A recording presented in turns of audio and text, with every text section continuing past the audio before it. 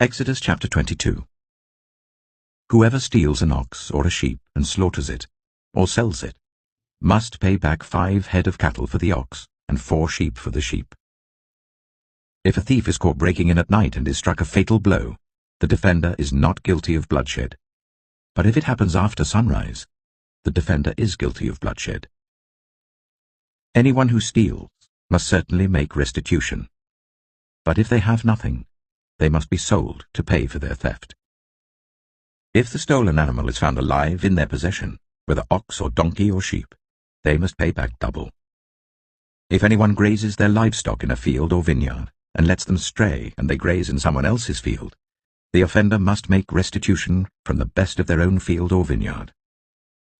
If a fire breaks out and spreads into thorn bushes, so that it burns sheaves of corn or standing corn or the whole field, the one who started the fire must make restitution.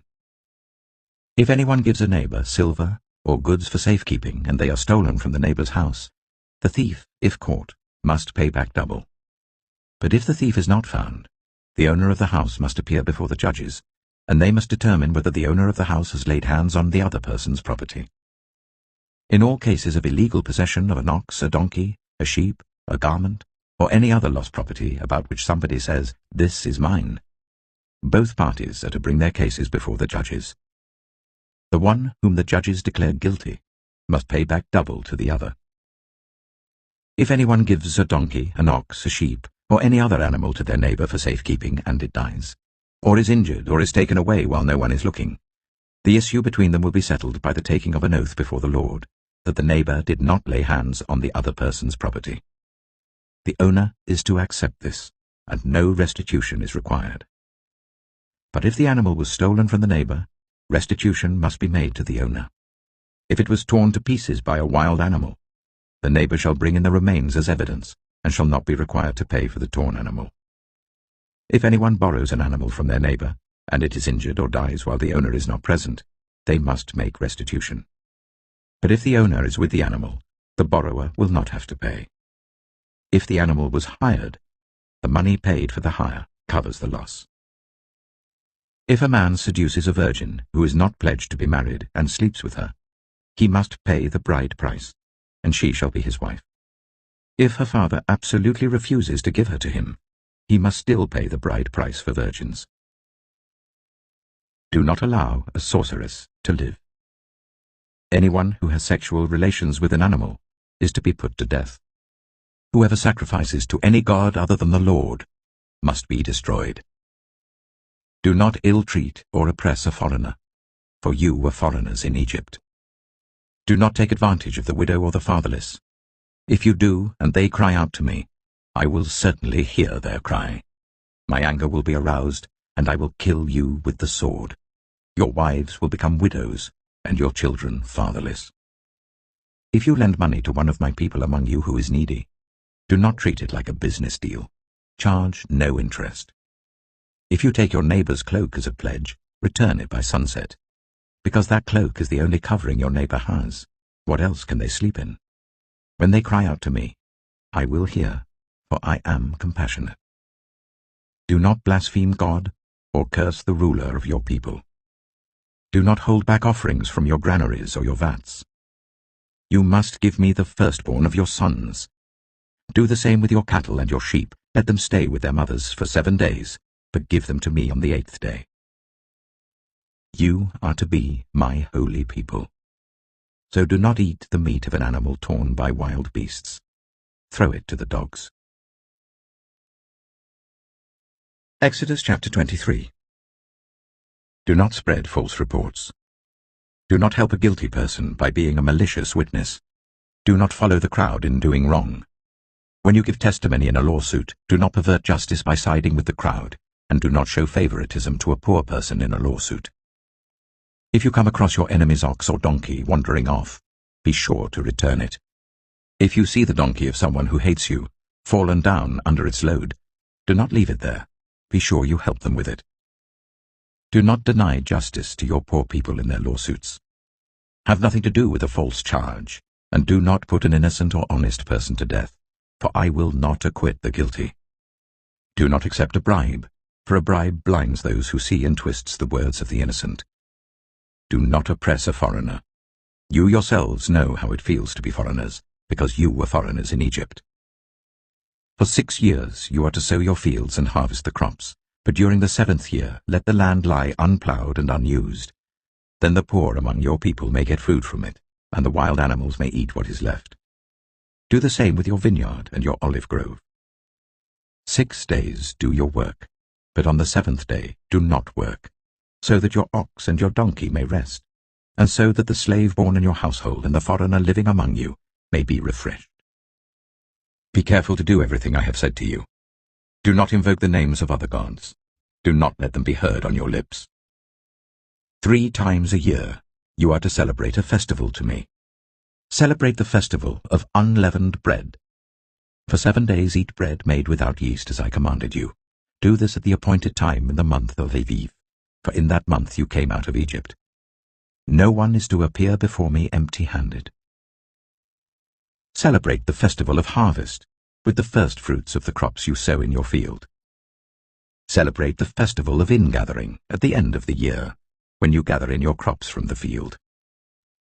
3 times a year all the men are to appear before the sovereign Lord. Do not offer the blood of a sacrifice to me, along with anything containing yeast. The fat of my festival offerings must not be kept until morning. Bring the best of the first fruits of your soil to the house of the Lord your God. Do not cook a young goat in its mother's milk. See, I am sending an angel ahead of you to guard you along the way, and to bring you to the place I have prepared.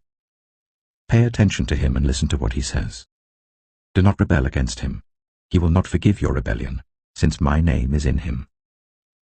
If you listen carefully to what he says and do all that I say, I will be an enemy to your enemies, and will oppose those who oppose you.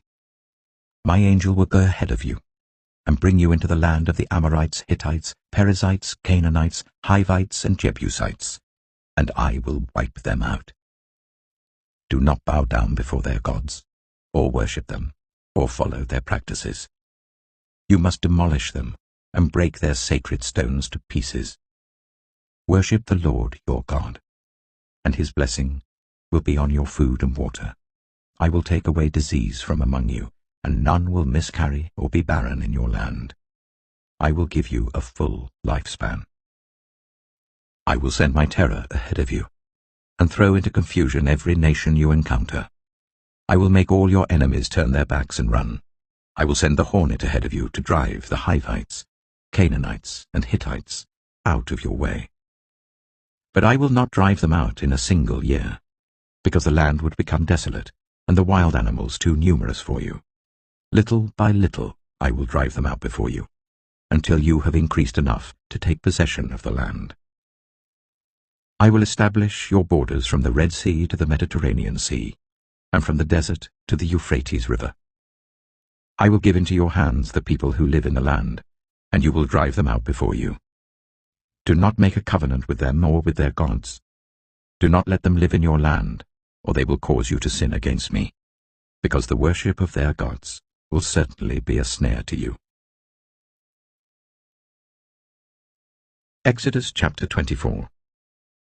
Then the Lord said to Moses, Come up to the Lord, you and Aaron, Nadab and Abihu, and 70 of the elders of Israel.